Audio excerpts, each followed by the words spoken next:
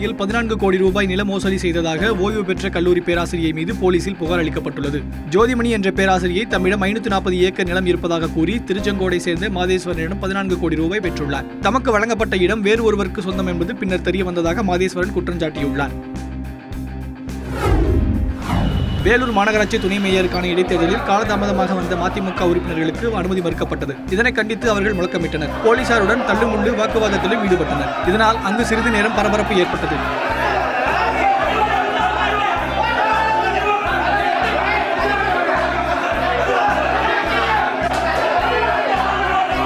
பின்னர் மதிமுக உறுப்பினர்கள் வலுக்கட்டாயமாக வெளியேற்றப்பட்டனர். தேனி மாவட்டம் பெரியகுளம் அருகே உள்ள கிராமங்களில் 300க்கும் மேற்பட்ட ஏக்கரில் பயிரிடப்பட்டுள்ள நெற்பயிரில் குலை நோய் தாக்குதல் இருப்பதாக விவசாயிகள் கவலை தெரிவித்துள்ளனர். ஏக்கர் ஒன்றுக்கு 25,000 ரூபாய் முதல் 30,000 ரூபாய் வரை செலவு செய்தும் போதிய விளைச்சல் இல்லை என்று அவர்கள் வேதனை தெரிவித்துள்ளனர். பாதிக்கப்பட்டவர்களுக்கு இழப்பீடு வழங்க வேண்டும் என தமிழக அரசுக்கு விவசாயிகள் கோரிக்கை விடுத்துள்ளனர்.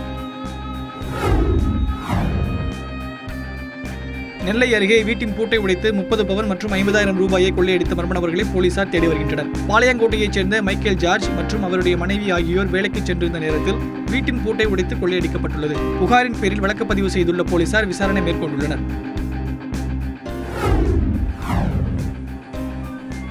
திருவண்ணாமலை மாவட்டத்தில் சித்தா, ஆயுர்வேதம், ஹோமியோபதி, அக்குபஞ்சர் உள்ளிட்ட மருத்துவம் பயின்று சிகிச்சை அளிக்கும் மாற்றுமுறை மருத்துவர்கள் தங்களை தேர்ச்சி பெறாத மருத்துவர்கள் என சான்றளிக்க கோரி மாவட்ட ஆட்சியரிடம் மனு அளித்தனர். நீதியரசர் சுப்பிரமணியன் பரிந்துரையின் பேரில் தங்களுக்கும் தேர்ச்சி பெறாத மருத்துவர்கள் என சான்றளிக்க வேண்டும் என அவர்கள் கேட்டுக்கொண்டனர்.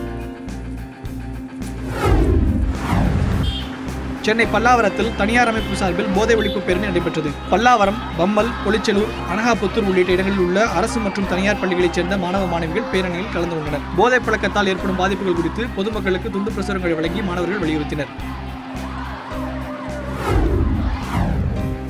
புதுச்சேரி அருகே வீட்டில் தனியாக இருந்த பெண் படுகொலை செய்யப்பட்ட சம்பவம் அங்கு பரபரப்பை ஏற்படுத்தியுள்ளது. கிருமாம்பாக்கத்தைச் சேர்ந்த சாந்தகுமாரி LIC முகவராக பணியாற்றி வந்தார். வீட்டிற்கு வந்த சாந்தகுமாரியின் கணவர் ரத்த வெள்ளத்தில் சாந்தகுமாரி கொலை செய்யப்பட்டிருப்பதைக் கண்டு அதிர்ச்சியடைந்தார். தகவலறிந்து வந்த போலீசார் கொலை சம்பவம் தொடர்பாக வழக்கு பதிவு செய்து கொலையாளிகளை தேடி வருகின்றனர்.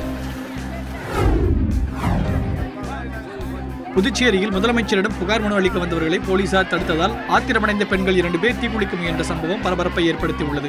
அங்குள்ள தனியார் தோல் தொழிற்சாலையில் 30 ஆண்டுகளாக பணியாற்றும் ஊழியர்களுக்கு ஊதிய உயர்வு கேட்டு மனு அளிக்க வந்தனர். அப்போது போலீசார் தடுத்ததாக தெரிகிறது. இதனை கண்டித்து போராட்டத்தில் ஈடுபட்டவர்கள் தற்கொலைக்கு முயன்றனர்.